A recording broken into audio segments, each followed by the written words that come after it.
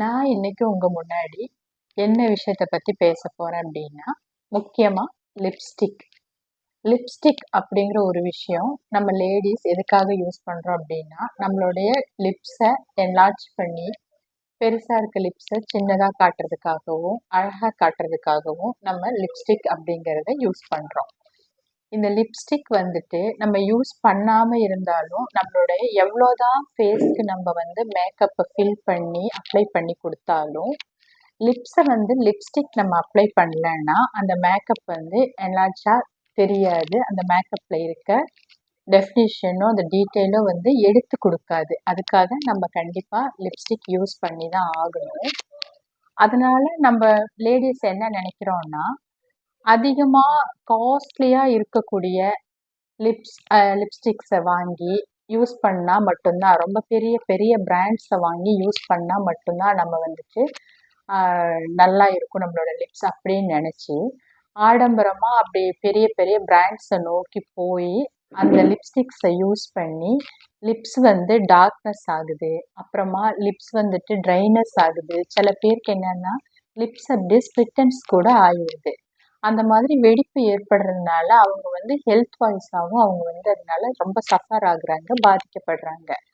அப்போ இதுல இருந்து நம்ம விடுபடணும் அப்படின்னா என்ன பண்ணணும்னா, கெமிக்கல்ஸ் இல்லாத லிப்ஸ்டிக் இப்போ நார்மலா நமக்கு எல்லா இடத்துலையுமே நமக்கு கிடைக்கிறது உண்டு. அதனால கெமிக்கல்ஸ் இல்லாம ஆர்கானிக்ஸா கொஞ்சம் கோகனட் ஆயில் மிக்ஸ் பண்ணியிருக்க மாதிரி அப்படி யூஸ் பண்ணலாம். மோஸ்ட்லி ட்ரான்ஸ்ஃபர் ப்ரூஃபா இருக்கிறதுனால எல்லாருமே வந்து மேட் ஃபினிஷை தான் இப்போ வந்து ரொம்ப எக்ஸ்பெக்ட் பண்ணுறாங்க. அப்படியே மேட் ஃபினிஷாக இருந்தாலும் நமக்கு அந்த மேட் லுக் தேவை அப்படின்னு இருக்கும்போது மாத்திரம் அந்த மாதிரி யூஸ் பண்ணிட்டு லைட்டாக ஒரு லிப் கேர் அந்த மாதிரி கூட நம்ம லைட்டாக அப்ளை பண்ணி எப்போவுமே நம்மளுடைய லிப்ஸை ஒரு ஈரப்பதமாகவே வச்சுக்கிறது இன்னும் நல்லது.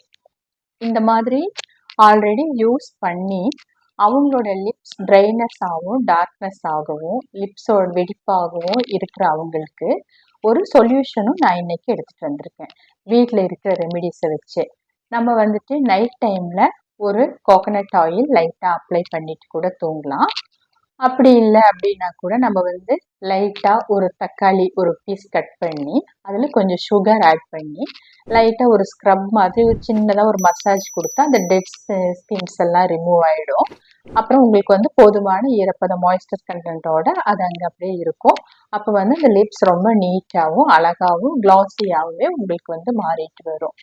இது வேண்டாம் அப்படின்னு நினைக்கிறவங்க ஒரு வீக்லி ட்வைஸ் நீங்கள் வந்து ஹனி லைட்டாக எடுத்து சின்னதாக அப்ளை பண்ணி அப்படியே விட்டுட்டா கூட போதும்.